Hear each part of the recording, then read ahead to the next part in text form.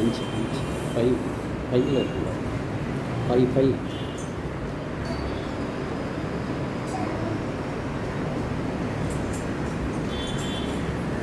ஆகர்த்தாவே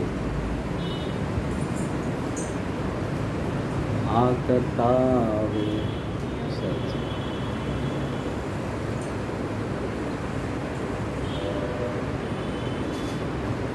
ஆகர்த்தாவே தாழ்மையாக திருப்பாத தண்டையில் தண்டமீத ஆவலாவே வந்தே நல்ல இயேசுவே உம்மை நாடி தரிசிக்கவே வந்தேன் உம்மை தேடி தரிசிக்கவே வந்தேன்.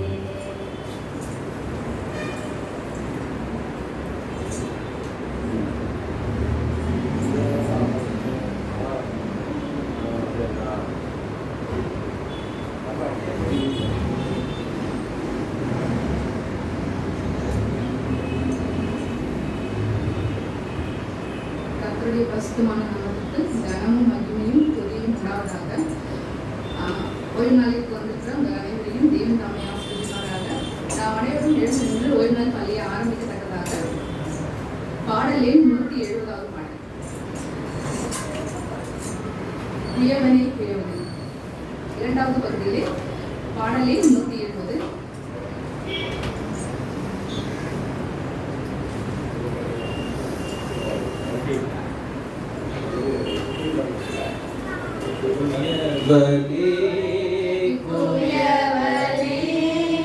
படைப்பின் காரணனே களிமண்ணான என்னையுமே கண்ணோக்கி பார்த்திடுமே. குயவனே குயவனே படைப்பின் காரணனே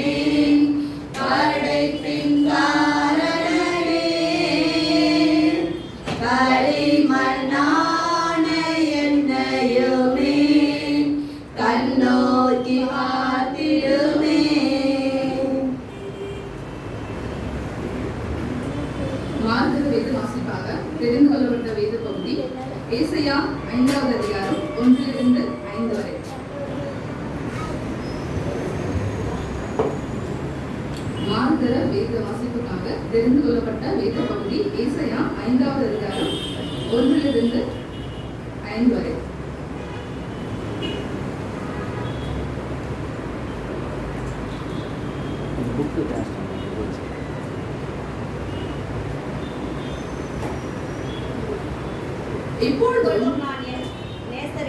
இப்பொழுதும் நான் என் நேசரிடத்தில் அவருடைய திராட்சை தோட்டத்தை குறித்து என் நேசருக்கேற்ற ஒரு பாட்டை பாடுவேன்.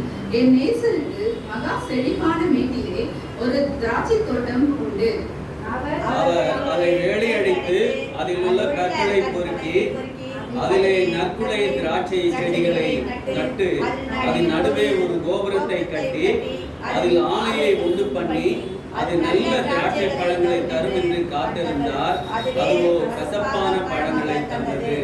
எருசலேமின் குடிகளே, யூதாவின் மனுஷரே, எனக்கு ஏன் திராட்சை தோட்டத்திற்கும் நியாயம் தீருங்கள். நான் என் திராட்சை தோட்டத்திற்காக செய்யாத எந்த வேலையை அதற்கு நீ செய்யலாம். அது நல்ல திராட்சை பழங்களை தரும் என்று நான் காத்திருக்க அது கசப்பான பழங்களை தந்தது. அனைவரும் சேர்ந்து வாசிக்கும். இப்பொழுது நான் என் திராட்சை தோட்டத்தை செய்வதை உங்களுக்கு அறிவிப்பேன். அதில் வேலி எடுத்து போடுவேன். அது மேய்ந்து போடப்படும். அதன் அடைப்பை தகர்ப்பேன். அது இடிந்து போகும். ஆமென். கர்த்தர் தாமே வசனங்களை ஆசீர்வதிப்பாராக. ஓய்வு பள்ளியை ஆரம்பிச்சது சகோதரி பாமணி அவர்களே.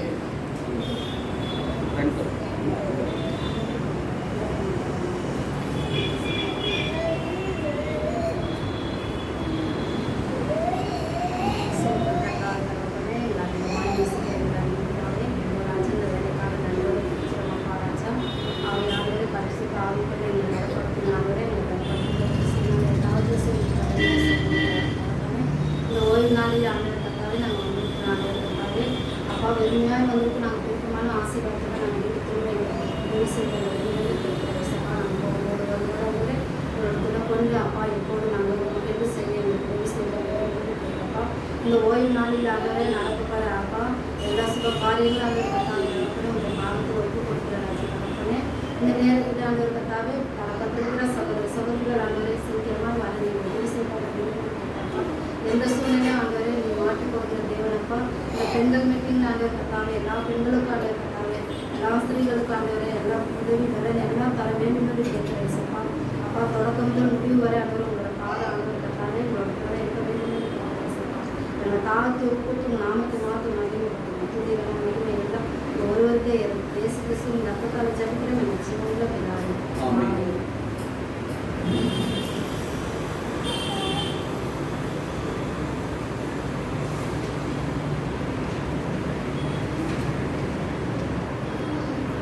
கடந்த வாரம் வரவேற்பு நெல்சன் அவர்கள் வரவேற்பது ஆரம்ப பாடலாக 137வது பாடல் கைவிடார் என்ற பாடல் பாடப்பட்டது.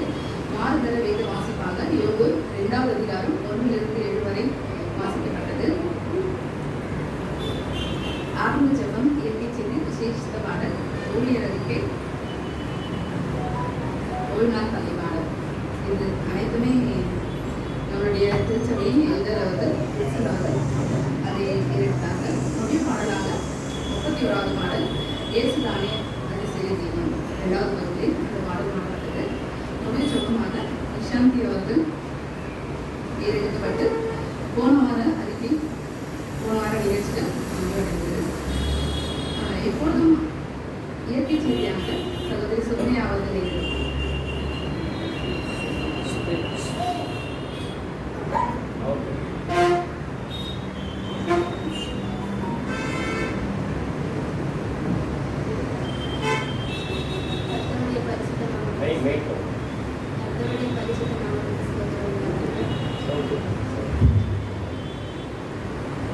எல்லாருமே பிபி என்றது இருக்கு. அது எப்படி கட்டுப்படுத்தணுன்றது தான் நமக்கு சொல்லிடுவாங்க. 5 கிராம்ஸ் சோம்பு, சீரகம், ஓமம் எடுத்து நல்லா பேனில் வந்து இது மாதிரி பண்ணிக்கணும். பண்ணிட்டு 2 லிட்டர் வாட்டரில் வந்து அதை ஒரு 1/2 hour வந்து கொதிக்க வச்சு எப்பப்பெல்லாம் தண்ணி தாக எடுக்கணும் அப்பப்பெல்லாம் அதை குடிக்கணும். அது வந்து ஒரு 3 மந்த்ஸில் வந்து நம்மளுக்கு வந்து அது கண்ட்ரோலில் இருக்குது.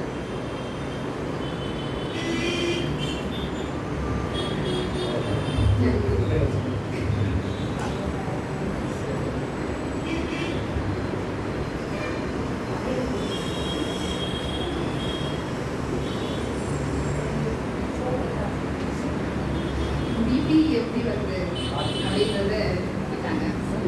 பிபி எப்படி வருது? டென்ஷன் ஆனா என்ன வருது? கோபம் வந்தா வருது, நிறைய சண்டை போட்டா வருது, சாப்பிடறதுனாலும் என்ன பண்ணுது? பிபி கம்மியா இருந்தாலும் என்னதான் பிரச்சனை தான். பிபி அதிகமா இருந்தாலும் பிரச்சனை தான். பிபி அதிகமா இருந்ததுன்னா என்ன ஆகும்? மயக்கம் வரும், ஹார்ட் அட்டாக்லாம் வருது, ஸ்ட்ரோக்லாம் வருது. எல்லாத்துக்கும் நம்மளுடைய உடல் தான் என்ன பண்ணுது? இந்த ரத்த தந்திய அளவுக்கு நம்ம என்ன பண்ணணும்? கரெக்டா வச்சுட்டாதான் என்ன பண்ணுது? நம்மளுடைய உடல் ஆரோக்கியமா இருக்கும் அப்படின்றத சொன்னாங்க. நான் ஒரு இயற்கை செய்தி சொல்லலான்னு இருக்கேன். நிறைய பழத்தை பத்தியோ நிறைய இதுவை பத்தி நம்ம இந்த வேதாம பகுதியில் என்ன பண்ணிட்டு கொடுத்துருக்குது, நிறைய செடிகளை பற்றியும் கொடுத்துருக்கு. நிறைய வேதத்தில் கொடுத்துருக்க ஒரு 3-4 என்ன அப்படின்னு நான் கேட்டேன்னா நீங்கள் கரெக்டாக சொல்லிடுங்க. ஒன்று திராட்சை செடி, திராட்சை கொடி அப்படின்றீங்க. இன்னொன்று அத்தி. நான் அத்தி பழத்தை தான் பற்றி பேசலான்னு இருக்கேன். அத்தி பழத்தை நீங்கள் எல்லாரும் பார்த்துருக்கீங்களா? எப்படி இருக்கும் அந்த அத்தி பழம்? பார்க்கறதுக்கு நல்லா இருக்கும், சப்போட்டா பழம் மாதிரி இருக்கும். பார்க்கறதுக்கு ஒரு மாதிரி பிங்க் கலர்ல இருக்கும். நிறைய இப்போ பாக்ஸ்லாம் என்ன பண்றாங்க, சேல்ஸ் பண்ணிட்டு இருக்காங்க. அது பார்க்கறதுக்கு அதை ஓபன் பண்ணி பார்த்தீங்கன்னா அதுக்குள்ள என்ன சொத்தை, அத்தனையும் சொத்தை அப்படின்னு சொல்றாங்க மாஸ்டர். அதுக்குள்ள பார்த்தீங்கன்னா விதை மாதிரி இருக்கும். அவ்வளோ சின்ன பழம் தான். அதில் பார்த்தீங்கன்னா நிறைய விதை மாதிரி இருக்கும். அது நிறைய நம்மளுடைய உடல் ஆரோக்கியத்துக்கு என்ன பண்ணுது, தேவைப்படுற ஒரு பழமா இருக்குது. வேதத்துல கூட பார்த்தீங்கன்னா ஆதாமும் ஏவாளும் என்ன உடைய அணிஞ்சிருந்தாங்க? அத்தி இலை. அவங்க எந்த உடைய அணிஞ்சிருந்தாங்கன்னா அத்தி இலையை தான் எடுத்து மறைச்சி தாங்கள் நிர்வாணிகள் என்று அவர்களை அறிந்து அத்தி பழ அத்தி இலையினுடைய அடையாக அணிந்தார்கள் அப்படின்னு நம்ம வேதத்துல வாசிக்கிறோம். அதே போல எசேக்கியேல் ராஜா மரண படுக்கையில இருக்கும்போது அவருக்கும் என்ன பண்ணாங்களாம்? அத்தி அடைய பட்டு போட்ட உடனே அவருக்கு என்னது குணமேற்றது அப்படின்னு சொல்றாங்க. அத்தி இலை நிறைய பயன்கள் உள்ள ஒரு பழம். அது நீங்களும் என்ன பண்ணுங்க, அந்த பழம் கிடைச்சிச்சுன்னா நீங்களும் வாங்கி அதை சாப்பிடுங்க. ஓகேங்களா? இப்பொழுதும் அயல்நாட்டு செய்தி சகோதரி ஏஞ்சல் அவர்கள்.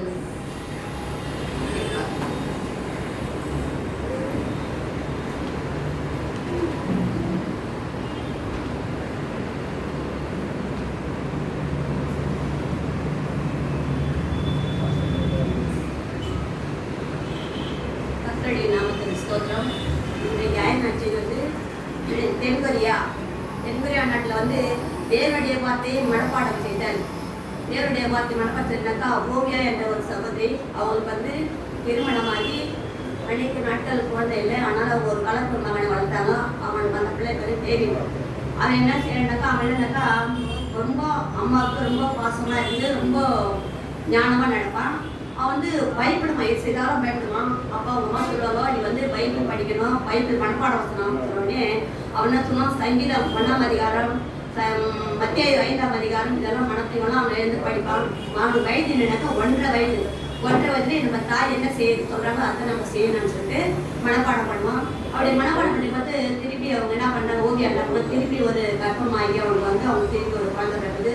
அந்த குழந்தைய வந்து அவன் வந்து அந்த குழந்தை கூட வந்து ஓடி ஆடி விளையாடி, அதில் அவங்க அப்பா அவனுக்குனாக்கா நீ எப்போதும் என் கூட இருக்கிறதாக்கா நீ பைபிளை படித்து மனப்பாடம் பண்ணணும் அப்படின்னு சொன்னவொடனே அவன் என்ன அந்த குழந்தை டேவிட் என்ன பண்ணுவானாக்கா சங்கீதம் 121, சங்கீதம் 123 இந்த வசனம் தான் மனப்பாடம் பண்ணி நைட்டு சொல்லிட்டு தான் அவங்க அம்மா அப்பா படுக்கையில போய் படிப்பானு.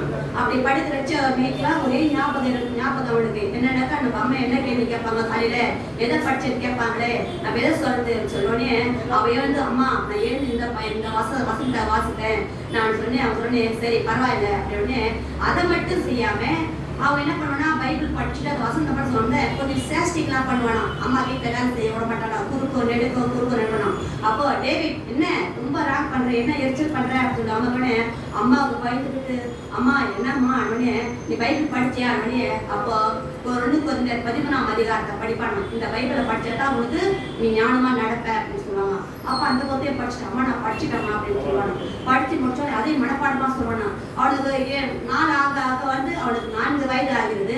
4 வயது ஆனவனே நம்ம அம்மா எவ்வளவு வேலை தான் நமக்காக செய்வாங்கன்னு சொல்லிட்டு அவனை குளிச்சுட்டு அவனே ட்ரெஸ் பண்ணிக்கின்னு அவனே ஸ்கூல் கிளம்பி போக ஆரம்பிப்பானு. அப்போ அவங்களுக்கு ஆச்சரியமா இருக்கும், என்ன நம்ம பிள்ளை வந்து எவ்வளவு கீழ்படுத்திப்பாரு நமக்கு. நம்ம வந்து இந்த வயசுலயே வந்து நம்ம வந்து வசனம் என்ற நம்ம ஆகாரத்தை நம்ம பிள்ளைங்களுக்கு நம்ம கூட்ட வச்சு நம்ம பிள்ளைங்க இவ்வளவு ஞானமா இருக்கிறாங்க பாரு அப்படின்னு சொல்லிட்டு அப்புறம் அப்படியே வந்து வேணும். அப்ப அது மட்டும் இல்லாமல் சில கலைகள் பொம்மை வரையிறது அதெல்லாம் வரைஞ்சி நைட்ல வரைஞ்சி வச்சுட்டு படிப்பானு. அப்போ ஒரு பொம்மை வரைஞ்சிட்டு வந்து அந்த வச்சுட்டு அந்த படத்தை வந்து அந்த தூக்கத்தை அந்த பொம்மை வந்து அவன் வந்து வா வா வந்து வான்னு சொல்லிட்டு கூப்பிட்ற மாதிரி அவனுக்குள்ளே ஒரு ஞாபகம் வந்துதான். அப்போ ஞாபகம் உடனே மம்மி நான் படுத்திருந்தேன், அந்த பொம்மை வரைஞ்ச இல்லையா, அந்த வரைஞ்ச பொம்மை என்னை வந்து கூப்பிடுத்துமா என்னம்மா பண்றது அப்படின்னா, நீ பைபிள் தானே படிக்கிற, நீ வசனம் படிக்கிற, வேற எதாவது சுந்தரியை செயல் வேண்டியா, நீ பைபிளை படி அப்படின்னு. அப்புறம் எந்த புத்தகம் படிக்க தெரியுமா, நீ சங்கீதம் 129 படி, என்னை தத்தாசை ஒரு பருவத்திலாக என் கண்ணில் ஏறெடுக்கிறேன், வானத்தையும் பூமியை உண்டாக்குற கட்டளை கொத்தாசை வரும்னு சொல்லியிருக்காங்க இல்லையா, அந்த வசனத்தை நீ படிக்கணும்னு அந்த வசனத்தை படிச்சு வந்து சொல்றானா. அப்படியே படிக்க வச்ச பிள்ளைங்க அப்படியே படிச்சு நாளாக பள்ளியிலையும் ஒரு முதல் மாணவனாக வரான். அதே மாதிரி பைபிள் கிளாஸ்லயும் ஒரு முதல் மாணவனாக வரான். மாணவனே அவங்க சந்தோஷம், அவங்க பெற்றோர் ரொம்ப சந்தோஷம். அது மட்டும் இல்ல அவங்க தங்கச்சியும் கூட கொண்டு போயிட்டு அவருக்கு வந்து ஞானமா அந்த பசங்களை போதிக்க வைக்கிறான். அப்படி பட்ச பள்ளியில அவனுக்கு ஒரு முதல் மாணவனா வந்து அந்த பள்ளியில வந்து அவனுக்கு ஒரு அவங்க அப்பா அம்மாவை கூப்பிடுறாங்க. இவன் வந்து உங்க பையன் ரொம்ப நல்லா அழகா படிச்சுட்டு நல்லா ஸ்கூல்லயே ஃபர்ஸ்ட் எல்லாம் வரான், இவனுக்கு வந்து ஒரு நல்ல ஒரு பைபிள் கிளாஸ் நாங்க அனுப்ப போறோம் எப்படின்னு சொன்னே.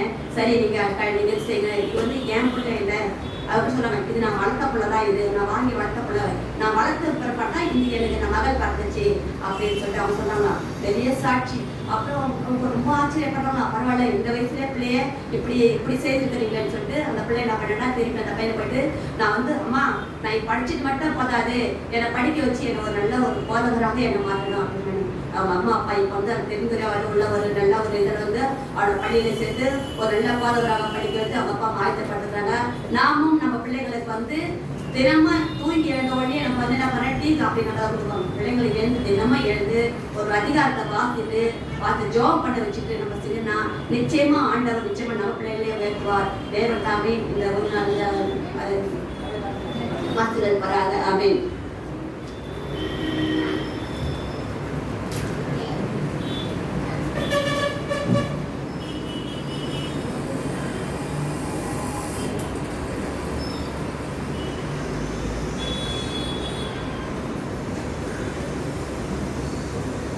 இந்த ஊழியர் அறிக்கை பார்த்தீங்கன்னா முதலாவது காலாண்டு இது வந்து வட ஆசிய பசிபிக் டிவிஷன்லேருந்து இது பண்ணுறாங்க. இந்த காலாண்டு நமக்கு கொடுக்குறது நிறைய பகுதியிலிருந்து நமக்கு என்ன பண்ணுறாங்க, ஒரு காலாண்டுக்கும் ஒரு பகுதியில் அங்கே எப்படி ஊழியங்கள் நடக்கிறது, அங்கே என்ன அவங்க எப்படி சத்தியத்தை ஏற்றுக்கொண்டார்கள், அங்கே போதகர்கள் ஆக எப்படி மாற்றப்பட்டார்கள், அவர்களுடைய சாட்சிகளை என்ன பண்ணுறாங்க நமக்கு ஊழியர் அறிக்கையாக கொடுத்துட்ருக்காங்க. எதுக்காக நமக்கு இந்த ஊழியர் அறிக்கையை கொடுக்குறாங்க அப்படியே நம்ம கேட்டுட்டு கதை கேட்டுட்டு அப்படியே விட்டுருக்கோமா? இல்லை, அந்த இடத்துல எப்படி ஊழியங்கள் நடக்கிறது, நாம அந்த இடத்துக்காக நம்மளால என்ன பண்ண முடியும், நம்மளுடைய காணிக்கைகள் மூலயமா உதாரணமாக கொடுத்து நம்ம என்ன பண்ணணும், அங்க இருக்கிற ஊழியத்தையும் தாங்கணும்.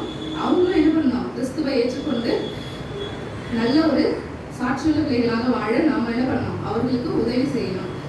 ஜஸ்ட் நம்மளால காசு இல்லை காசு எதுவும் கொடுக்க முடியலனாலும் நம்ம என்ன பண்ணணும், நம்மளுடைய ஜெபத்தின் மூலியமாக என்ன பண்ணணும், அந்த இடங்களில் நடைபெறுகிற ஊழியர்களுக்காக ஜெபிக்கணும். ஜெபிக்கும் பொழுது இன்னும் அதிகமாக தெய்வன் என்ன பண்ணுவார், அந்த இடங்களில சத்தியத்தை போய் சொல்லத்தக்கதாக அங்கிருக்கிற பிள்ளைகளை தெய்வன் தாம் ஆசீர்வதிப்பாராக.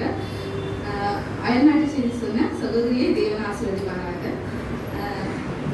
இப்பொழுதும் கூட ஓய்நாள் பள்ளி பாடத்துக்குள்ளாக நம்ம என்ன பண்ணலாம், போகலாம்.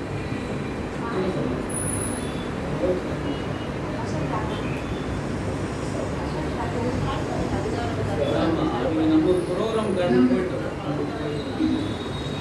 இப்போ அந்த முதலாம் காலாண்டு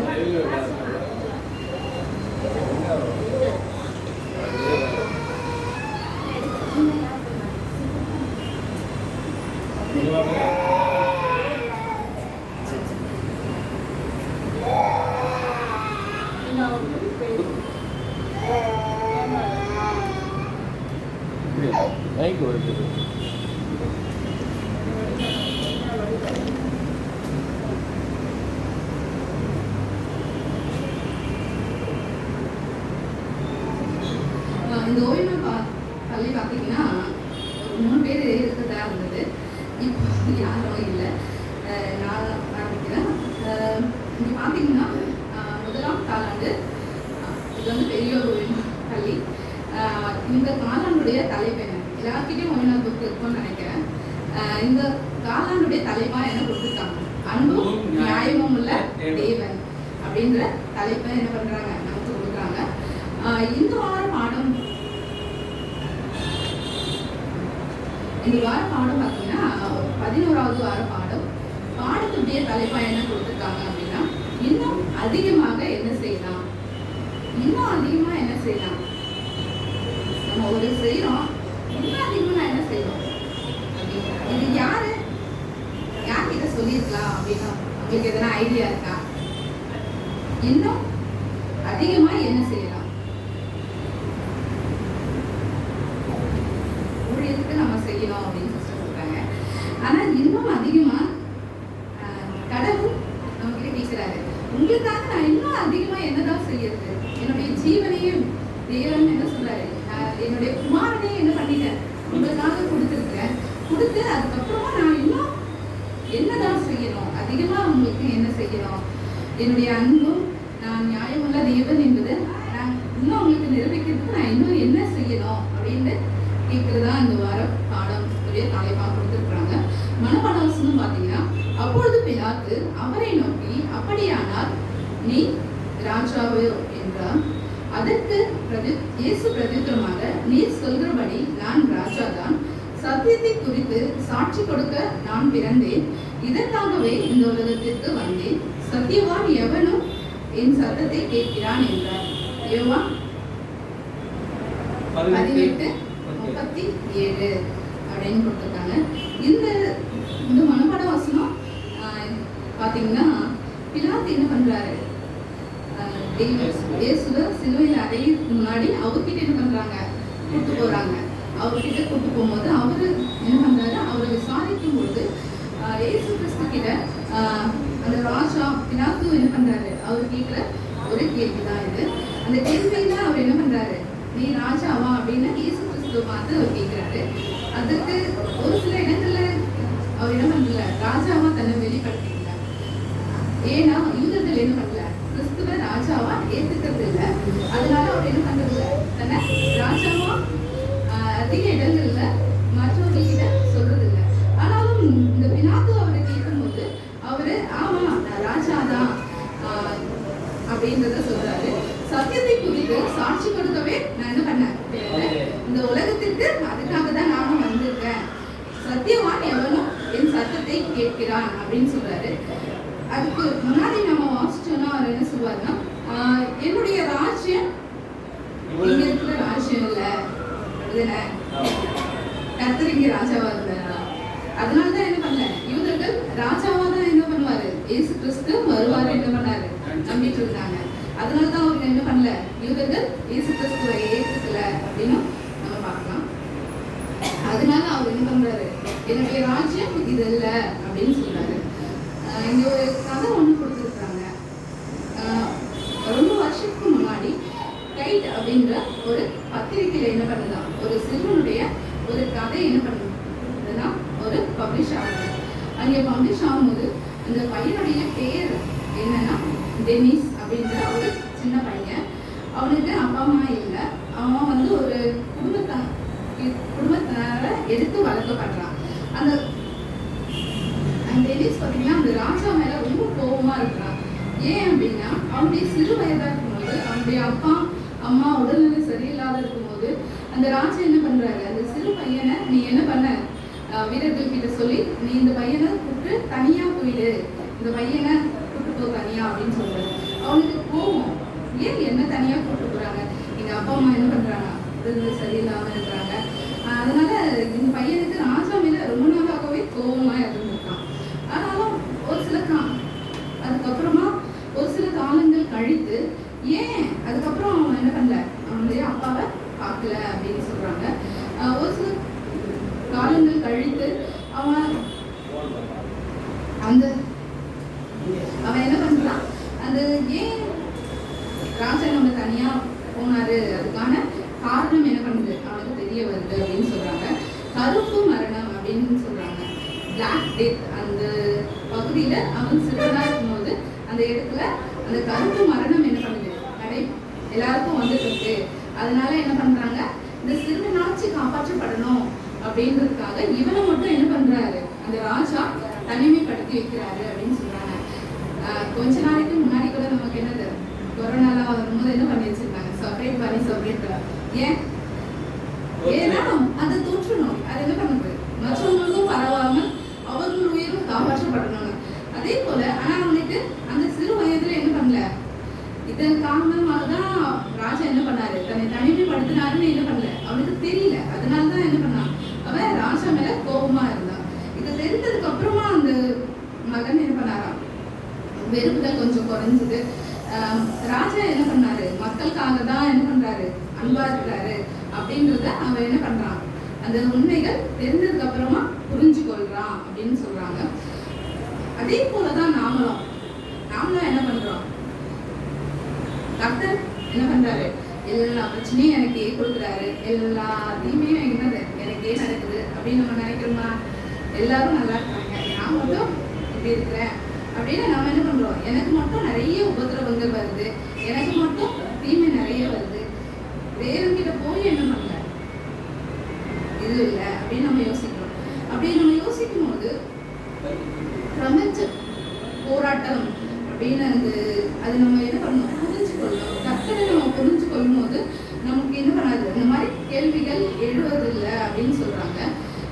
தேவன் எப்பவுமே என்ன பண்றாரு, நல்லவரா இருக்கிறாரு. நமக்கு பிரச்சனைகள் வரும்போது அவர் என்ன பண்றாரு, அவர் நல்லவரா இருக்கிறாரு.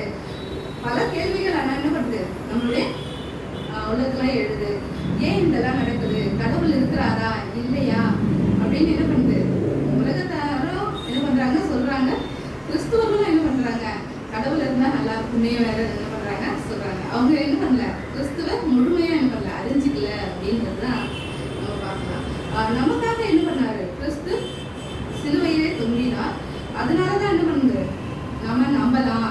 அவர் என்ன பண்ணல, ஒரு பாவமும் அறியாத அவர் நமக்காக என்ன பண்ணாரு, பாவத்தை சுமந்து அவர் என்ன பண்ணாரு, பாவத்திலே மரித்தார், பாவத்தின் நிமித்தமாக அவரு மரித்தார் அப்படின்றத நம்ம பார்க்கலாம். அடுத்த வாரம் பாடம் பார்த்தீங்கன்னா ஞாயிற்றுக்கிழமை வெற்றி வேந்த கிறிஸ்து அப்படின்னு சொல்றாங்க. ரெண்டு பேருக்குள்ள எதனா வந்துச்சுனால என்ன பண்ணுவாங்க, ஒருத்தர் வெற்றியாளர் ஒருத்தர் தோல்வியாளர் அப்படின்னு சொல்லுவாங்க. இப்போ வெற்றியாளர் கிறிஸ்து அப்படின்னும் போது அப்ப தோல்வியாளர் யாரு, பிசாசானவன். வேதா பகுதியிலேயே நிறைய சாத்தானை பத்தி என்ன பண்ணுது விவரமா என்ன பண்ணுது சொல்றதை நம்ம பார்க்கலாம். எதிரி ஒருத்தர் இருந்தாதான் என்ன பண்ண முடியும், வெற்றியும் நமக்கு வரும்.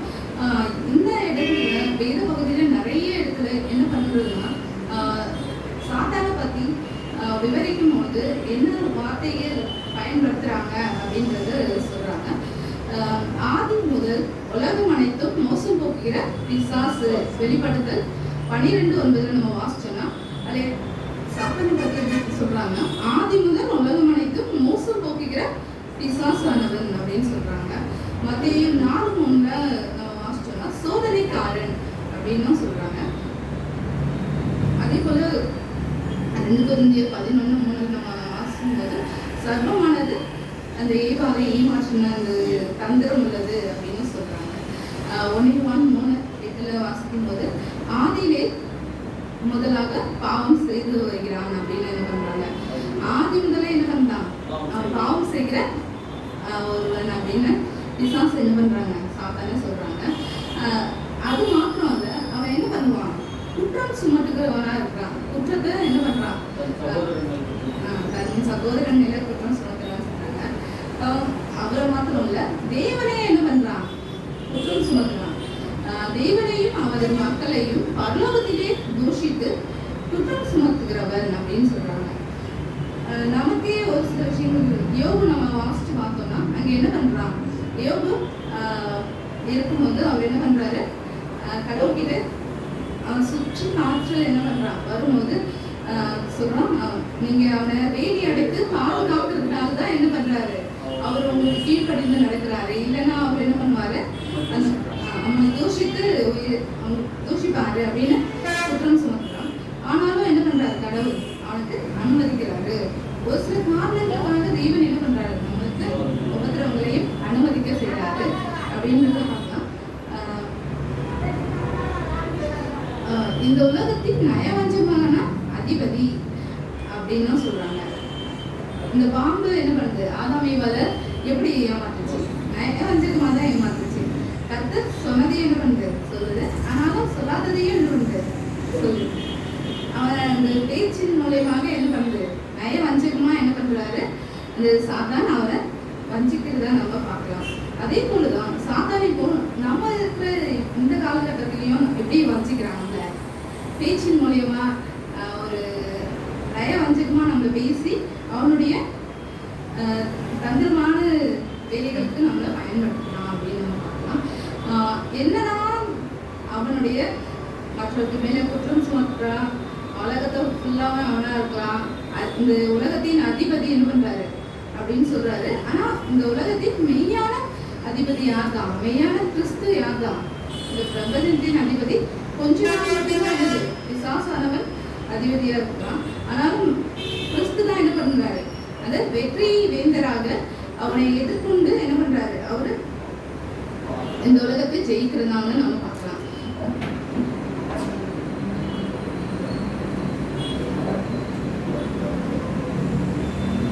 எல்லாத்துலயும் என்ன பண்றாங்க, சாத்தான் என்ன பண்றான், அவர் என்ன பண்றாரு, சாத்தானை வெற்றி சிறக்கிற ஒரு வேந்தரா என்ன பண்றாங்க இங்கே கொடுக்குறாங்க. யோவான் 18:37 நம்ம வாசிச்சோம்னா பொய்க்கு பிதா அப்படின்லாம் என்ன பண்றாங்க, பிசாசானவன சொல்றாங்க.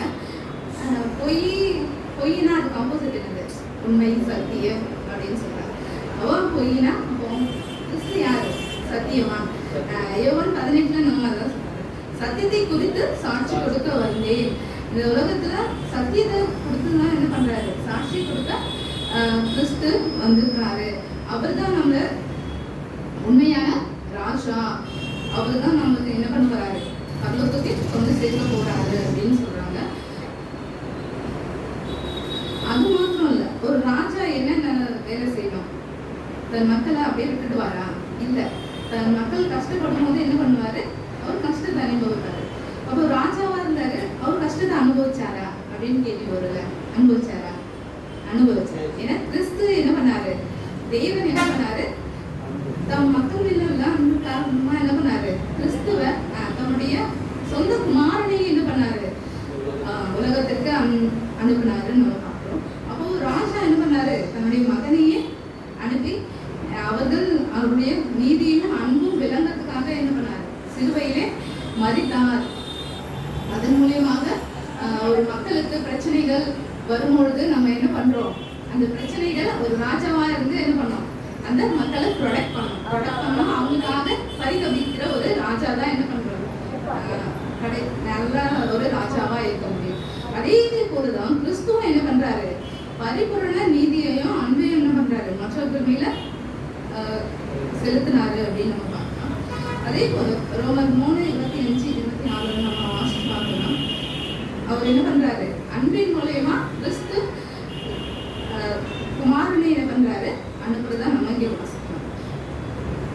இந்த எல்லாமே இருந்தாலுமே கடைசியா என்ன பண்ண போறாரு, பிசாசு இந்த ராட்சியத்தை கூட்டிட்டு தான் போகும். ஏன்னா அவன் இங்கே இருக்கலாம் கொஞ்ச காலம் மட்டும்தான். என்னது வெளிப்படுத்தல் 12 நம்ம வாசிச்சோம்னா விசுவாசனவனுக்கு கொஞ்ச காலம் தான் இங்கே இருக்க முடியும். அதுக்கப்புறமா கிறிஸ்து தான் என்ன பண்ண போறாரு, சதா காலங்களிலும் ராஜபாரம் அவர் தான் பண்ணுவாரு அப்படின்னு சொல்றாங்க. இப்போ நாம என்ன பண்ணணும், சாத்தான் கூட நிற்கணுமா இல்லை கிறிஸ்துவோட கூட நிற்கணும்? அது நம்மளுடைய ஒவ்வொரு கையிலையும் இருக்குது. கிறிஸ்து என்ன பண்ண மாட்டாரு, நீ கடவுள்கிட்ட தான் வரணும், நீ கிறிஸ்துவ தான் ஏற்றுக்கணும்னு என்ன பண்ண மாட்டாரு, யாரையும் கட்டாயப்படுத்துறது கிடையாது. நீங்க உங்களுடைய விருப்பத்தின் மூலமா என்ன பண்ணலாம், நான் சத்தியத்தின் வழியாகவும் கிறிஸ்து எனக்கு ரத்தம் சிந்தினாருன்னு நாம என்ன பண்றோம், கிறிஸ்துவோட நம்ம இருக்கும்பொழுது நம்ம அந்த வாக்குறுதிகள் கிறிஸ்து நமக்கு கொடுத்த ஒவ்வொரு வாக்குறுதிகளையும் நம்ம என்ன பண்ணலாம், பின்பற்றி அவரோடு கூட வாழ்றது நம்மளுடைய தீர்மானங்கள் மூலயமா இருக்குது. இதன் மூலயமா பிசாசு என்ன பண்றான், பிசாசுவை கிறிஸ்து வெற்றி சிறந்தார். பிசாசு கொஞ்ச காலம் மாத்திரமே இங்க இருந்தாலுமே கிறிஸ்து தான் என்ன பண்ண போறாரு, அந்த வெற்றி சிறந்து நாமளும் என்ன பண்ணோம், கிறிஸ்துவோடு கூட அந்த காலகட்டத்திற்கு நாம இருக்கிறது. அடுத்த வார பாடத்தில் சகோதரி சுகாஸ்மி அவர்கள்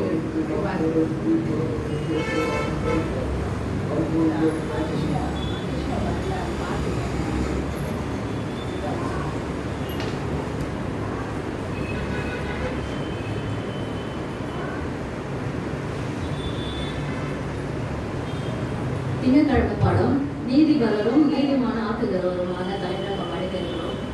நீதிபரர்னா யாருன்னு உங்களுக்கு ஞாபகம்? இயேசு கிறிஸ்து தான். அவருக்கு தான் அந்த பேரு தகுதி, வேற யாருக்குமே அது கிடையாது. அவர் தான் நம்மள நீதிமான ஆக்குகிறவருமா இருக்கிறாரு. இங்க வந்து நம்ம ரோமர் 3:23-26 நம்ம படிச்சோம்னா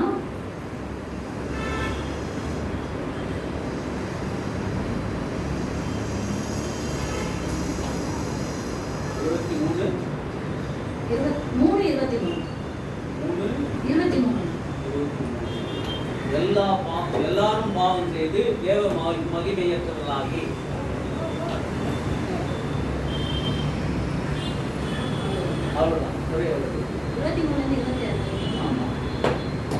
இலவசமாய் அவருடைய கிருபையினாலே கிறிஸ்து இயேசுவில் உள்ள மீட்பை கொண்டு நீதிமானாக்கப்படுகிறார்கள்.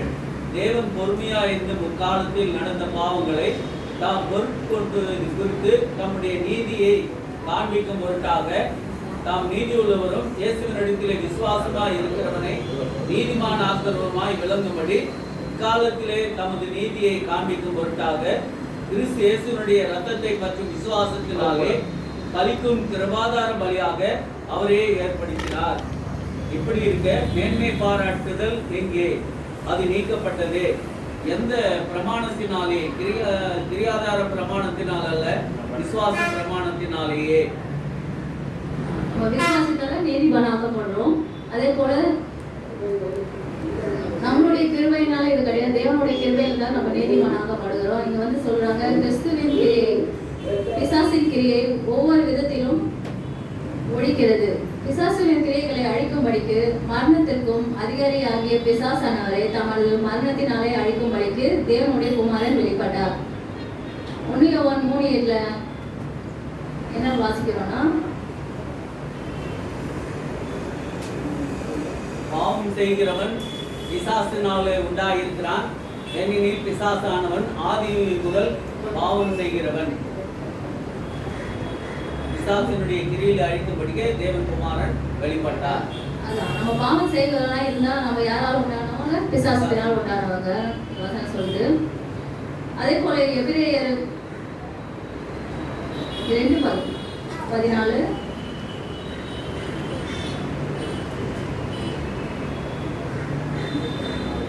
ஆதலால் பிள்ளைகள் மாம்சத்தையும் இரத்தத்தையும் உடையவர்களாயிருக்க அவரும் அவர்களைப் போல மாம்சத்தின் இரத்தத்தையும் உடையவரானார். மரணத்துக்கு அதிகாரியான பிசாசானவனை தமது மரணத்தினாலே அழித்தார். அந்த வசனம் என்ன சொல்லுதுன்னா, கடவுள் நம்மளை போலவே அவரு மாம்சத்துல வந்தாரு. ஆனா நம்ம சொல்றோம் நம்மளுடைய கஷ்டம் அவருக்கு என்ன தெரியும், அவரு நம்மள மாதிரி வந்து கஷ்டப்படுறதா நம்மளுடைய வேதனைகளும் கஷ்டங்களும் அவருக்கு தெரியும்னு சொல்லக்கூடாதுன்னு யாருமே தான். அவரும் ஒரு ஸ்திரீயின் வயிற்றுல பிறந்து நம்மளுடைய மாம்சத்தையும் ரத்தத்தையும் அவர் உடையவராக இருந்து நம்மளுடைய வந்த சோதனைகளையும் அவர் இந்த உலகத்தில் இருக்கும்போது அவருக்கும் வந்தது. ஆனாலும் அந்த சோதனைகளை அவர் ஜெயித்தாரு. அதே போல அவர் நமக்கு ஒரு மாதிரியை தான் இந்த உலகத்தில் அவர் நமக்கு வைத்து போகிறார். அதே போல் நம்மளுடைய வாழ்க்கையில எந்த கஷ்டங்களும் சோதனைகளே வந்தாலும் இயேசு கிறிஸ்து ஒரு முன்மாதிரியாக நம்ம வைத்து அந்த சோதனைகளை தப்பிக்க அவருடைய உதவி நமக்கு அவசியமாக இருக்கிறது.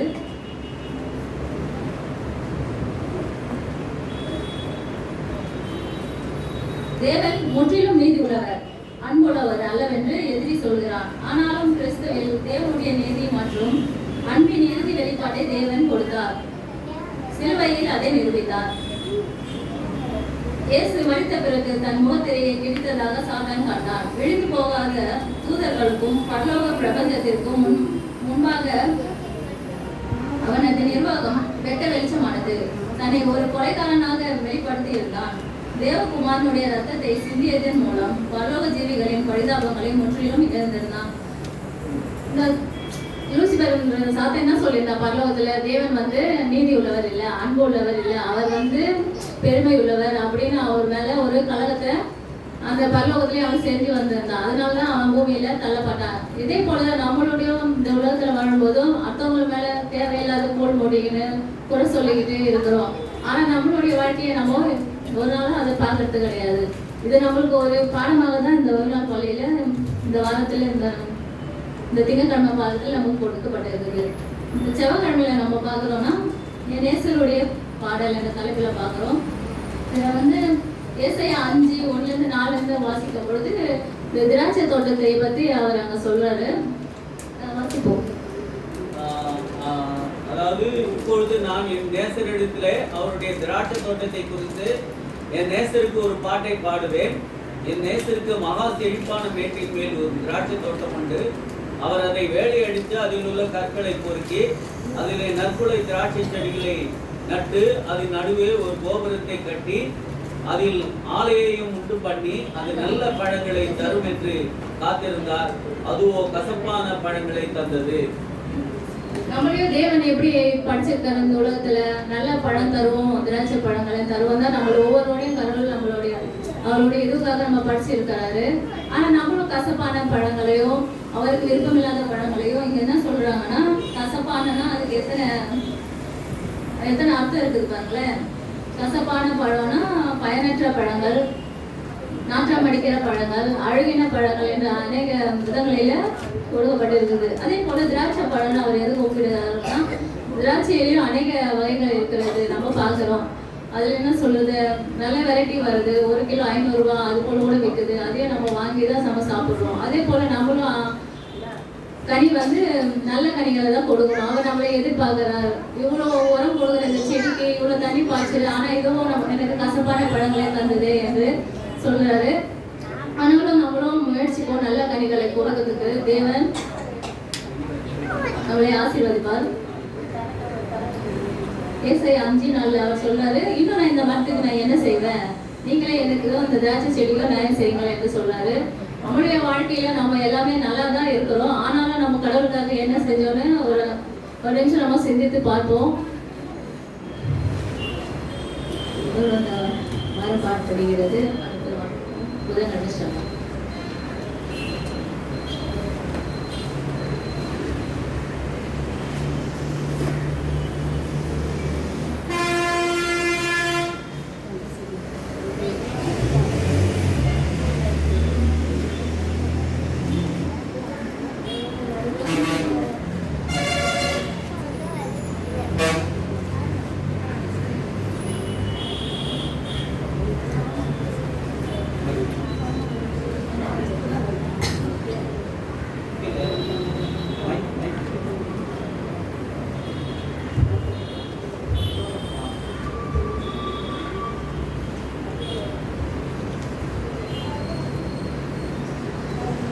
அன்பும் நியாயமும் உள்ள தேவன் இந்த தலைப்பில் பாடலை படிச்சுட்டு இருக்கோம். இந்த வரிசையில் இன்னும் அதிகமாக என்ன செய்யலாம் என்ற தலைப்பில் புதன்கிழமை பாடம் திராட்சை தோட்டம் பற்றிய கிறிஸ்துவின் உண்மை இந்த பற்றி படிக்க போகிறோம். ஏசாயா 5ஆம் அதிகாரம் 2வது வசனம் வாசிப்போம். ஏசாயா 5:2. அவர் அதை வேலையடித்து அதில் உள்ள கற்களை பொறுக்கி அதிலே நற்குல திராட்சை செடிகளை நட்டு அதன் நடுவிலே ஒரு கோபுரத்தை கட்டி அதில் ஆலையையும் உண்டு பண்ணி அது நல்ல திராட்சை பழங்களை தரும் என காத்திருந்தார். அதுவோ கசப்பான பழங்களை தந்தது. அந்த வசனத்துல ஏசாயா சொல்றாரு. ஏசாயா பாத்தீங்கன்னா ஒரு பாட்டு மூலியமா தான் பார்த்தீங்கன்னா அந்த திராட்சை தோட்டத்தை பற்றி பேசுறாரு. அதுக்கு என்னெல்லாம் செய்யறாருன்னு பாத்தீங்கன்னா வேலி அடைக்கிறாரு, அதுல இருக்கிற கற்களெல்லாம் பொறுக்கி நல்ல நற்குல திராட்சை செடிகளை நட்டு ஒரு கோபுரம் கட்டி ஆலயத்தையும் உண்டு பண்ணினாரு. எதற்காக அப்படி செய்யறாருன்னு பாத்தீங்கன்னாக்கா அது நல்ல பழங்களை தரும்னு சொல்லிட்டு என்ன பண்ணாங்க செய்தாரு. ஆனா அது என்ன கொடுத்துதான் கசப்பான பழங்களை தந்தது என்று சொல்லி கேட்கிறாரு சொல்றாங்க. அதனால அங்கதான் வசனம் இந்த பாடத்தின் தலைப்பு வந்துச்சு பாத்தீங்கன்னா இன்னும் அதிகமாக என்ன செய்யலாம் அப்படின்னு சொல்றாங்க. எல்லாமே கொடுத்துருக்காரு. அந்த ஒரு திராட்சை தோட்டம், ஒரு தோட்டம் இல்ல ஏதோ ஒரு எதுவா இருந்தா நம்ம என்ன பண்ணணும், ஃபர்ஸ்ட் அதை நல்லா கிளீன் பண்ணிட்டு அதுக்கு என்னெல்லாம் தேவை நம்ம எல்லாத்தையும் நம்ம செய்வோம். அது எல்லாமே கடவுள் கொடுத்துறாரு. இப்ப தோட்டக்காரனும் எல்லாவற்றையும் கொடுத்துட்டு ஆனாலும் பாத்தீங்கன்னா அது நல்ல பழம் வராம கசப்பான பழங்களை வந்து கொடுத்துச்சுன்னு சொல்லிட்டு பாக்குறோம். அதுதான் வந்து மத்தேயு 21 ஒப்பிட்டு பேசுறாரு. ஏசாயா 5 மத்தேயு 21 ஒப்பிட்டு பேசும்போது திராட்சை தோட்டம் கிரேப்ஸ் கார்டனை பத்தி பேசுறாரு. இது யாருக்காக பேசப்படுதுன்னு பாத்தீங்கன்னாக்கா இஸ்ரேல் ஜனங்களுக்கும் சபைகளுக்கும் தான் ஏசப்பா வந்து பேசுறாரு. அதுதான் மத்தேயு 21:33-44 வசனங்கள் சொல்லுது. அதே சம்பவம் பார்த்தீங்கன்னா மார்க் 17ஆம் அதிகாரம் 1-9 வசனங்கள் வந்து கர்த்தரே பேசுறாரு. அதே போல லூக்கா 20:9-16 வசனங்கள்ல வந்து சொல்றாரு. இந்த திராட்சை தோட்டம் பார்த்தீங்கன்னாக்கா பைபிள்ல வந்து திராட்சை பழம்னு சொல்லி பயன்படுத்திருக்காங்க. இந்த திராட்சை தோட்டம் பார்த்தீங்கன்னா ஒரு ஆசீர்வாதமான ஒரு வார்த்தையா தான் இருக்கும். அதனால ஆண்டவர் பார்த்தீங்கன்னா அநேக இடத்துல பார்த்தீங்கன்னா எவ்வளோ பழம் இருக்கு, ஆனா இந்த திராட்சை பழத்தை பற்றி தான் ஆண்டவர் வந்து சொல்றாரு ஓமையா. மத்தேயு 21ஆம் அதிகாரம் 33வது வசனம் வாசிப்போம்.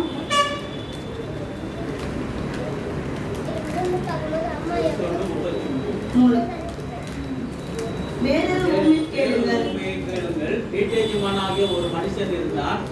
அவர் ஒரு திராட்சை தோட்டத்தை உண்டாக்கி அதை சுற்றிலும் வேலையடித்து அதில் ஒரு ஆலையை நாட்டி கோபுரத்தையும் கட்டி தோட்டக்காரருக்கு அது தொத்திரியா விட்டு பிரதேசத்துக்கு போயிருந்தார்.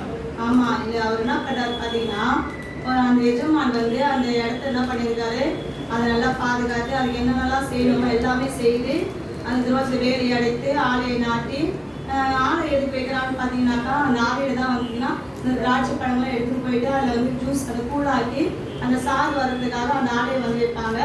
இந்த கோபுரம் எதுக்குன்னு பார்த்தீங்கன்னாக்கா ஏதாவது மிருக ஜீவன்கள் வரும், இல்லை வெளியாலை யாராவது வருவாங்க, அதை வந்து அதை பார்க்கறதுக்கு தான் வந்து அதான் அந்த காலத்துல பார்த்தீங்கன்னா அந்த பரன்னு சொல்லுவாங்க. அதே மாதிரி தான் இங்கேயும் பார்த்தீங்கன்னா அந்த கோபுரத்தை கட்டி அதில் வந்து கண்காணிக்கிறதுக்காக ஒரு ஆளை வந்து நியமிச்சிருப்பாங்க. இந்த கோபுரம் பார்த்தீங்கன்னாக்கா ஒரு செக்யூரிட்டியா இருக்குது, ஒரு அனிமல்ஸ் இது வராம பாதுகாக்குது, ஒரு சேஃப்டின்னு சொல்லலாம். அந்த திராட்சை பழங்களை வந்து சேகரித்து அந்த கோபுரத்தில் கூட எடுத்துட்டு போய் அங்கே பாதுகாக்கிறதுக்காக வைக்கலாம். இப்படியா வந்து அந்த கோபுரம் வந்து பயன்படுது. அப்படி எல்லா பட்சியும் செய்து என்ன பண்ணாரா அந்த தோட்டக்காரர் வந்து ஒரு குத்தகைக்காக வந்து ஒரு ஊழியக்காரர்கிட்ட என்ன பண்றாரா விட்டுட்டு போயிடுறாரு. இப்பெல்லாம் பார்த்தீங்கன்னா குத்தகைன்னா லீஸ் நம்ம சொல்றோம். அது வந்து நம்ம வந்து பணத்தின் மூலமா தான் வந்து அதை வந்து நம்ம இப்போ செய்யறோம். அந்த காலத்துல அப்படிலாம் இல்லை, நிலத்தை வந்து கொடுத்துட்டு அதுல இருந்து வர ஒரு பங்கு என்ன பண்ணணும் அவங்களுக்கு கொடுத்துடணும். அப்படிதான் பாத்தீங்கன்னா இந்த இடத்துலயும் வந்து அந்த ஊழியக்காரர் என்ன பண்றாரு, எல்லாவற்றையுமே செய்துட்டு அதை என்ன பண்றாரு குத்தகைக்காக விட்டுட்டு அவர் என்ன பண்றாரு வெளி தூர தேசத்துக்கு வந்து போயிடுறாரு. போனதுக்கு அப்புறம் கனிக்காலம் வந்துடுச்சு. கனிக்காலம் பாத்தீங்கன்னா செம்ம கோடைக்காலத்துல தான் வரும். அப்படி வரும்போது அவர் என்ன பண்றாருன்னு பாத்தீங்கன்னாக்கா ஒரு ஊழியக்காரர் என்ன பண்றாரா அனுப்புறாரு. அந்த ஊழியக்காரர் போகும்போது பாத்தீங்கன்னா அந்த ஊழியக்காரரை அந்த தோட்டக்காரர் என்ன செய்யறாருன்னு பாத்தீங்கன்னா 35வது வசனத்துல கொடுத்துருக்காங்க. தோட்டக்காரர் அந்த ஊழியக்காரரை பிடித்து ஒருவனை அடித்து ஒருவனை கொலை செய்து ஒருவனை கல்லெறிந்து கொன்றார்கள். ஒருவனை என்ன பண்ணிருக்காங்க அடித்திருக்காங்க. அவர் எதுவுமே கேட்கல, போயிட்டு தண்ணியை தான் கொடுக்க சொல்றாரு. அதுவும் எல்லாத்தையும் கொடுக்க சொல்ல அது ஒரு பங்கு தான் கேட்கிறாரு. கேட்கும் போது என்ன பண்றாங்க ஒருவனை அடிச்சிருக்காங்க, வாரினால் அப்புறம் அடிப்பாங்க. அப்படி அடிச்சு துன்புறுத்தி கொலை செய்யறாங்க. இன்னொருத்தரை பார்த்தீங்கன்னா கல்லெறிகிறாங்க. அதே தான் வந்து மார்க் 12ஆம் அதிகாரம் 5-6 வசனங்களிலும் சொல்லுது. அப்படிப்பட்ட மோசமான குத்தகைக்காரரா வந்து இந்த இருக்கிறாரு. ஒரு பேராசைக்காரரா இருக்கிறாரு. ஏன்னா அவர் வந்து நிலப்பு தான் கொடுத்தாரு, அதை வந்து பயன்படுத்தி அதில் ஒரு இது கொடுன்னு சொல்லி கேட்டுருக்காரு. ஆனால் இவர் எப்படி பார்த்தாருன்னா அந்த நிலத்தை கொடுத்தோடனே அவர் எல்லாவற்றையும் அவருக்குன்னு சொல்லிட்டு அவருடைய நலன்னு சொல்லிட்டு அபகரிக்கிறதுல ஒரு பேராசை அவருக்குள்ள வந்துச்சு. கொள்ளைக்காரன் கூட அவர் நம்ம சொல்லலாம். அப்புறம் பார்த்தீங்கன்னா 3 பேர் அனுப்புறாரு. மறுபடியும் என்ன பண்ணுறாரா, அவங்க இப்படி பண்ணிட்டாங்க அந்த ஊழியக்காரை கேள்விப்பட்டு 36வது வருஷத்துல பின்னும் அவன் முந்தினவர்களிலும் அதிகமான வேற ஊழியக்காரரை அனுப்பினான், அவர்களையும் அப்படியே செய்தார்கள். அவர்களிலும் முந்தினமான நல்ல ஒரு பலசாலியான ஒரு ஊழியக்காரர் என்ன பண்றாராம் அனுப்புறாரு. அவரும் என்ன பண்ணாங்க, அப்படியே வந்து கொலை செய்துட்டாங்க. எல்லாவற்றையும் தெரிஞ்சு என்ன பண்றாராம் அந்த எஜமான் பார்த்தீங்கன்னா அவருடைய ஒரே குமாரன் என்ன பண்றாராம், அப்படியாவது என் பிள்ளை வரான், எனக்கு வந்து அவங்க பயப்படுனாலே என் பையன் வரான், அவன் போய் கேட்பான்னு சொல்லிட்டு அவருக்கு பயப்படுவாங்கன்னு சொல்லிட்டு அவர் குமாரன் என்ன பண்ணுவாங்கன்னா அனுப்புறாங்க. ஆனா அவங்களும் என்ன பண்ணாங்க, அவரையும் என்ன பண்ணல, விட்டு வைக்கல. அவரையும் என்ன பண்ணாங்க பார்த்தீங்கன்னா அவனை பிடித்து திராட்சை தோட்டத்துக்கு புறம்பே தள்ளி கொலை செய்தார்கள். அவரையும் என்ன பண்ணல, கொலை செய்துட்டாங்க. ஏன்னு பார்த்தீங்கன்னாக்கா அவர் தான் வந்து எஜமானுடைய பையன், அவர் வந்து கொலை செய்துட்டாக்கா இந்த சொத்து யாருக்கு வந்துடும், எனக்கு வந்துடும் சொல்லிட்டு அவங்களுக்குள்ள ஒரு தப்பான ஒரு கால்குலேஷன் போட்டு என்ன பண்ணியிருக்காங்க பார்த்தீங்கன்னா அந்த சுதந்திர வழி என்ன பண்ணாங்களாம், கொண்டுட்டாங்களாம். இப்படிதான் வந்து இந்த குத்தகையை வந்து யாருக்கு ஒப்புறாங்க பார்த்தீங்கன்னாக்கா அந்த காலத்தில் பரிசேயர், சதுசேயர், மத போதர்களை வந்து நம்ம சொல்லலாம். இந்த எஜமான் பார்த்தீங்கன்னாக்கா நம்முடைய பிதாவாகிய ஆண்டவர், அந்த எஜமானுடைய பையனை பார்த்தீங்கன்னாக்கா கிறிஸ்துன்னு சொல்லி நம்ம எடுத்துக்கொள்ளலாம். அப்படிதான் வந்து இந்த திராட்சை தோட்டம் வந்து யாருக்கு ஒப்பிட்டு சொல்றாங்கன்னு பார்த்தீங்கன்னாக்கா இஸ்ரவேல் மக்களுக்காக தான் ஒப்பிட்டு வந்து சொல்றாரு.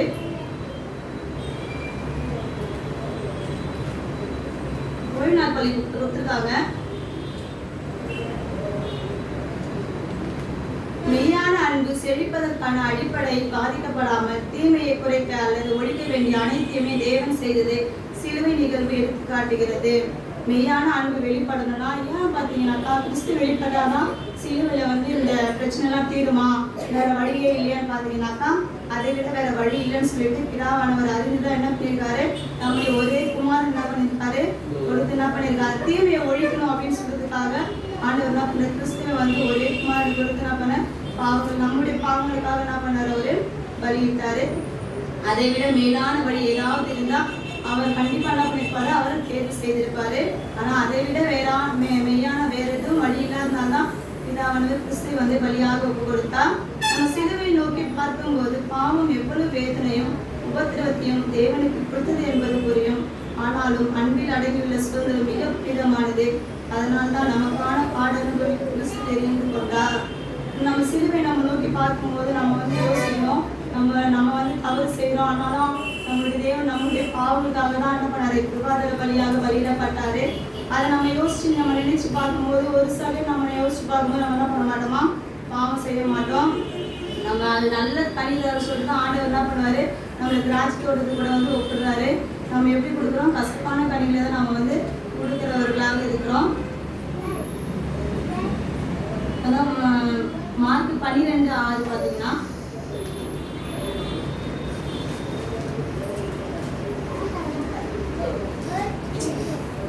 அவருக்கு பிரியமான ஒரே குமாரன் இருந்தான், என் குமாரனுக்கு அஞ்சுவார்கள் என்று சொல்லி அவனையும் கடைசியிலே அவரிடத்தில் அனுப்பினார். பாத்தீங்கன்னா பிதாவான சொல்றாரு, அவருக்கு ஒரே ஒரு குமாரன் தான் இருந்தார், 2 சப்ஸ்டியூட்ல எதுவுமே இல்லை, ஒரே ஒரு குமாரன் தான் இருக்காரு. அவர் வந்து பிதாவானவர் நம்ம மீது இந்த அன்பின் நிமித்தமா தான் பாத்தீங்கன்னாக்கா அவர் என்ன பண்ணாரு, இந்த திராட்சை அனுப்பினது போல இங்கேயும் வந்து நம்ம மேல பிதாவோட அன்பு இருக்கிறால்தான் அவருடைய ஒரே குமாரன் நமக்கு வந்து 2 குள்ள 3 குள்ள இருந்தாலும் நம்ம ஒரு குள்ளைய வந்து ஊழியத்துக்கு கொடுக்கணும்னாலும் நம்ம யோசிக்கிறோம், அந்த குள்ள நல்லா வாழ்க்கை கூட வந்து ஊழியத்துக்கு போனா எப்படி இருக்கும் நம்ம யோசிப்போம். ஆனா அவருக்கு ஒரே ஒரு குமாரன் தான் இருந்திருக்கு. அந்த குமாரனுக்கு நம்ம மேல இந்த பாசத்தினால தான் அந்த குமாரனுக்கு அவருக்கு வந்து தெரியும், பிதாவானவருக்கு வந்து எல்லாமே தெரியும், இவர் போறாரு, இவர் வருகை போறாருன்னு சொல்லிட்டு எல்லாமே தெரிஞ்சுதான் என்ன பண்றாரு, அவருக்கு நம்ம மேல அவ்வளோ பாசம் இருந்ததுனாலதான் இந்த வழியை வந்து அப்புறம் வந்து கிறிஸ்து வந்து ஒப்பு கொடுக்குறாரு. அதுதான் இந்த பாடல வந்து திராட்சை தோட்டம் பற்றிய ஊமையா வந்து சொல்றாரு. நம்ம ஊமையா சொல்லும் போதுதான் பார்த்தீங்கன்னாக்கா அது வந்து நம்மளுக்கு எப்பவுமே மறக்காம இருக்கும். அதே தான் ஆண்டவர் பார்த்தீங்கன்னாக்கா அந்த காலத்துல மக்கள் வந்து எல்லாம் வந்து புரிந்து கொள்ளணும்னாக்கா இப்படிப்பட்ட ஊமைகள் மூலமா தான் பார்த்தீங்கன்னா ஆண்டவர் வந்து பேசுறாரு. எங்கள் வீட்டில் எங்கள் பசங்களுக்கு வந்து கதை சொல்லும் போது ரொம்ப பிடிக்கும். அது வந்து நம்ம இந்தமாரி பைபிள் ஸ்டோரினா கூட பார்த்தீங்கன்னாக்கா அவங்களுக்கு ஆல்ரெடி வந்து ஸ்கூலில் வந்து பைபிள் வந்து சொல்லிக் கொடுப்பாங்க. இருந்தாலும் நான் இந்த மாதிரி ஸ்டோரி சொல்லும் போது அவங்களுக்கும் தெரியும், நானும் என்ன பண்ணுவேன் அதை பற்றி அவங்ககிட்ட நானும் கேட்டு தெரிஞ்சுக்கும், அவங்களும் எனக்கு சொல்லுவாங்க. நம்ம வந்து நம்ம பிள்ளைங்களுக்கு கூட பார்த்தீங்கன்னாக்கா அந்த நிறைய ஊமை வந்து கடவுள் வந்து சொல்லியிருக்காரு இந்த பைபிளில். நம்ம அந்த ஊமைகளை நம்ம என்ன பண்ணலாம், நம்ம பெரிய பெரிய விஷயங்கள் சொல்லி கொடுக்கணும். சின்ன குழந்தைங்களாம் நமக்கு தெரிஞ்சு சின்ன சின்ன அந்த எக்ஸாம்பிள் சொல்லி குழந்தைங்க நம்ம என்ன பண்ணலாம், கர்த்தருடைய வழியை வந்து நம்ம வழி நடத்த முடியும். அடுத்த பாடம் வியாழக்கிழமை பாடம், தேவ நாமத்தின் நியாயம் விளங்குதல்.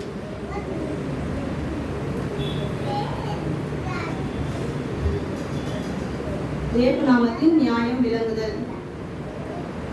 நம்முடைய பாவத்திற்காக தான் கிறிஸ்து வந்து மதித்தாரு. அதனால அவருடைய அன்பு நம்ம என்ன பண்ணோம், டெய்லி வந்து நினைக்கிறவராக நம்ம இருக்கணும். ரோமர் 3:4 வசனம். ரோமர் எழுதின சுவிசேஷம் 3:4. அப்படியாக மாட்டாது, இது உம்முடைய வசனங்களை 3:4.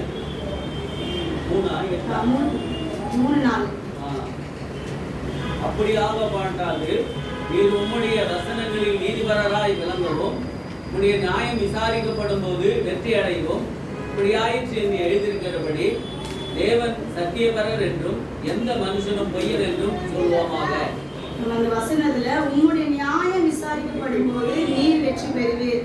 அவருடைய நியாயம் வந்து விசாரிக்கப்படும் போதுதான் ஆண்டவராகிய இயேசு கிறிஸ்து பார்த்தீங்கன்னாக்கா வெற்றி பெறுவாரு. கிறிஸ்து தமது நாமத்தை வந்து விளங்க செய்கிறாரு. அவர் தான் வந்து சத்தியபரர். அவர் எப்போது பார்த்தீங்கன்னா வெற்றி பெறாருன்னா அவர்களுடைய நியாயம் வந்து விசாரிக்கப்படும் போதுதான் வந்து வெற்றி பெறாரு. அதுதான் வந்து ஏசாயா 5ஆம் அதிகாரம் 3ஆம் வசனத்துல சொல்றாரு. ஏசாயா 5:3.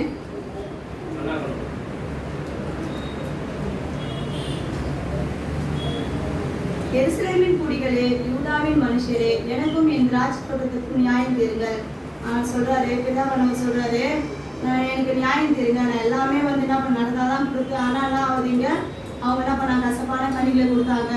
இன்னும் நான் என்ன செய்யறது, எனக்கு நியாயம் தீருங்கன்னு சொல்லிட்டு என்ன பண்றாரு சொல்றாரு. தேவன் தன் குமாரனை கொடுத்து விட்டார். திராட்சை தோட்டத்தில் பார்த்தீங்கன்னா இன்னும் அதிகமாக என்ன செய்யணும், திராட்சை தோட்டத்தை வந்து எல்லாமே கொடுத்துட்டாரு. அதே போலதான் நம்மளுக்கும் அநேக விஷயங்கள் கொடுத்துருக்காரு. ஆனாலும் சில பிரச்சனைகள் வரதான் செய்யும். ஆனாலும் நம்ம அதில் என்ன பண்ண எடுத்துக்கணும். நம்மளுக்கு நிறைய விஷயங்கள் வந்து கேள்விக்குறியா இருக்கலாம். ஆனால் அது கடவுள் ஆண்டவருடைய வருகையை பார்த்தீங்கன்னாக்கா எல்லா விஷயத்துக்கும் தேவன் பார்த்தீங்கன்னா விடை கொடுப்பாரு. நியாயம் தீருங்கள், தோட்டக்காரனை வந்து நியாயம் தீருங்கன்னு சொல்லிட்டு இந்த வசனத்துல வந்து சொல்றாரு. தேவன் பார்த்தீங்கன்னாக்கா நன்மையானதை பார்த்தீங்கன்னா கொடுத்துருக்காரு. எல்லாத்தையும் வந்து எல்லாருக்குமே வந்து நியாயமாக தான் வந்து செய்ய போறாரு அவர் வருகையில. நியாய விசாரணை எப்போ வரும்னு பார்த்தீங்கன்னாக்கா அவருடைய குணம் பார்த்தீங்கன்னாக்கா நம்ம இருக்க வேண்டும். அவருடைய குணம் என்னன்னு பார்த்தீங்கன்னாக்கா 10 கற்பனை கை கொள்ளணும். அது மட்டும் இல்லாமல் பிரதான கற்பனையாக வந்து அன்பு செலுத்தணும்னு தான் ஆண்டவர் சொல்றாரு. அவருடைய அந்த குணம் இருக்கும் போது இந்த 10 கற்பனை நம்ம கண்டிப்பாக கை கொள்ளுறவர்களாக இருக்கிறோம். யாத்திராகமும் 34:5-7 வசனங்கள்ல தேவன் பார்த்தீங்கன்னாக்கா மன்னிக்கிறவராக இருக்கிறாரு, தண்டிக்கிறவராக இருக்கிறாரு. அவர் பார்த்தீங்கன்னா சகரியா 8:16 சொல்றாரு. சகரியா 8:14.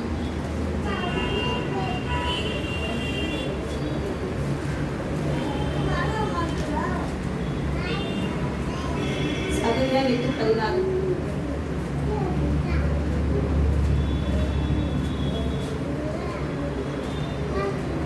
அவர் எப்படி நியாயம் விசாரிக்கிறார் என்பதை சகரியா 8:14 சொல்றாரு.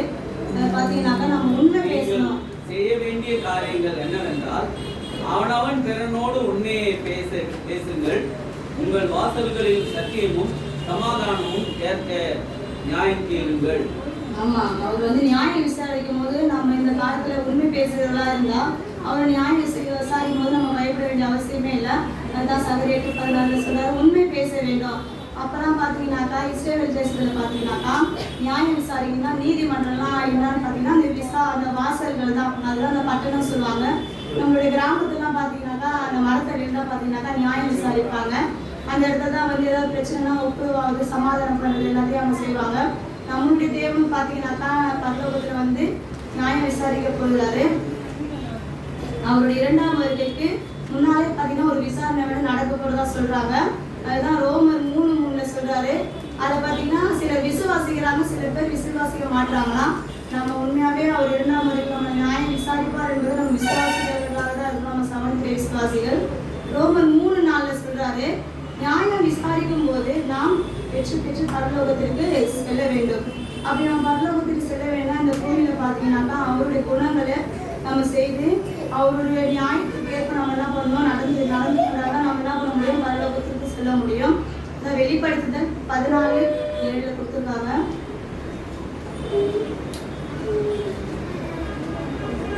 வெளிப்படுத்துதல் 14:7. மிகுந்த சத்தமிட்டு தேவனுக்கு பயந்து அவரை மகிமைப்படுத்துங்கள். அவர் நியாயத்திற்கு கொடுத்த வேலை வந்தது. வானத்தையும் பூமியையும் சமுத்திரத்தையும் நீரூற்றுகளை உண்டாக்கினவரையே தொழுது கொள்ளுங்கள். அவர் நியாயத்திற்கு கொடுக்கும் வேலை வந்தது அப்படின்னு சொல்றாரு. அடுத்து பாத்தீங்கன்னாக்கா தானியேல் 7:10 இது வந்து முந்தைய விசாரணை பற்றி சொல்லுது. தானியேல் 7:10.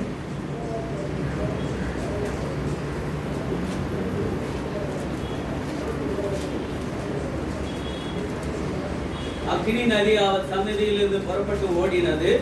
1000 பேர் அவரை சேவித்தார்கள்.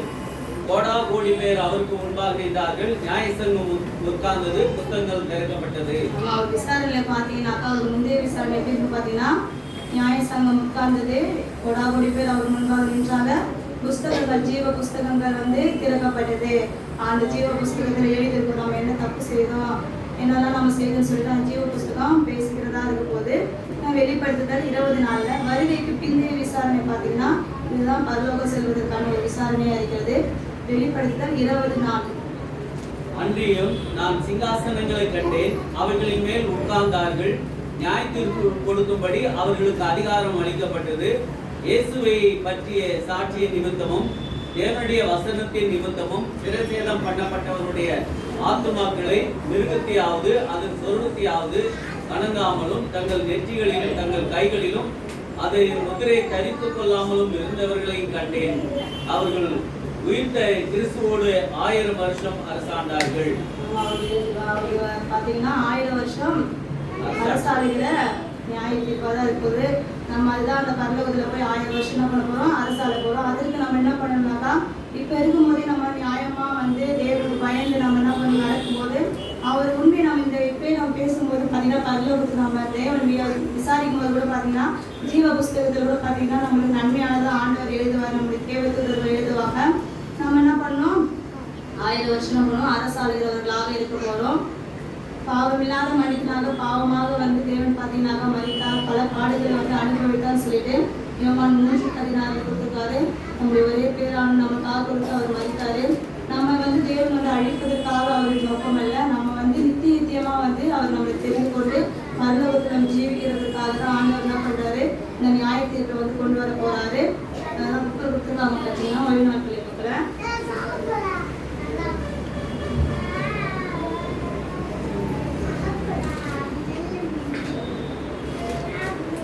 நீங்கள் நம்பாத அல்லது வெறுக்கிற குணமுடைய ஒருவருடைய ஆழமான அன்பின் உறவை வைத்திருக்க முடியாது. நம்ம ஒருத்தர் நம்பினாதான் பார்த்தீங்கன்னா அவங்க மேல வந்து அன்பை நம்ம வச்சிருக்க முடியும். நம்ம வெறுக்கிறவங்க நம்ம போய் அன்பு காட்ட முடியாது. அதுதான் சொல்றாங்க. இவங்க ஒரு எக்ஸாம்பிள் சொல்லியிருக்காங்க. உங்கள் குணத்தை பற்றி உங்கள் வாழ்க்கை துணையிடம் அல்லது வாழ்க்கை துணையாக வர இருப்பவரிடம் ஒரு கொடிய பொய்களை கூறினால் அவை தவறென நிரூபிப்பதற்கு உங்களால் முடிந்த அனைத்தையும் செய்வீர்கள். அந்த பொய்களை அவர் நம்பிவிட்டால் அது உங்கள் அன்பின் உறவை கெடுத்துவிடும்.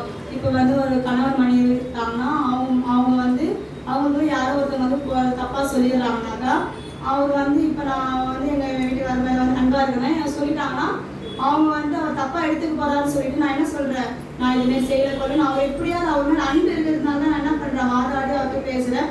அதே போல் ஒரு திருமணம் ஆக போகுதுனாக்கா அவங்கள பற்றி வந்து ஒரு தவறான பொய்கள் பேசும்போது பார்த்தீங்கன்னாக்கா அந்த தவறு வந்து வந்து நான் செய்யலை என்பதை நம்ம என்ன பண்ணுறோம், வாதாடி நம்ம என்ன பண்ணுறோம், அவங்க மேலே அன்பினால் தான் அந்த வாதாடி நம்ம பேசணும்.